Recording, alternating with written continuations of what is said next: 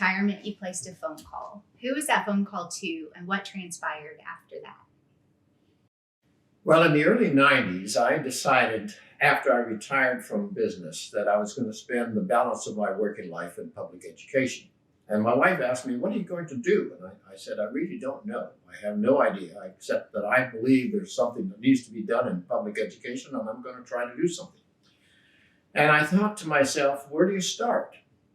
And at that time, we lived in Northern Virginia, just outside of Washington, D.C. So I thought, why not call the Secretary of Education? And so I placed a call to a guy named Lamar Alexander, who was then the Secretary of Education. He had been appointed by Bush 1. And I thought to myself, now how am I going to get through to him? And I decided to use this little ploy. I said, his assistant answered, it happened to be a woman, and she asked me who I was and what I wanted. And I said, my name is Don Nielsen, and I'm a retired CEO of a New York Stock Exchange company. And I've decided to spend the balance of my working life in public education, and I'd like to have a conversation with the secretary.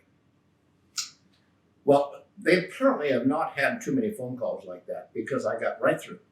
And I ended up having an appointment with Lamar.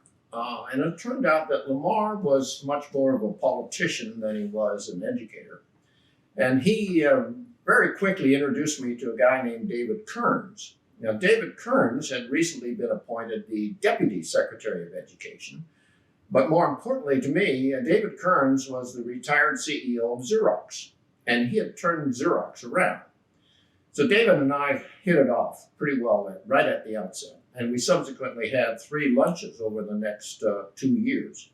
But David and I had a great conversation to initiate me into public education. And then he subsequently asked me to meet with some of his staff, which I did. And each person I met with would ultimately suggest somebody else for me to meet with. And so from my initial conversation with Lamar started my entire odyssey, if you will, into public education.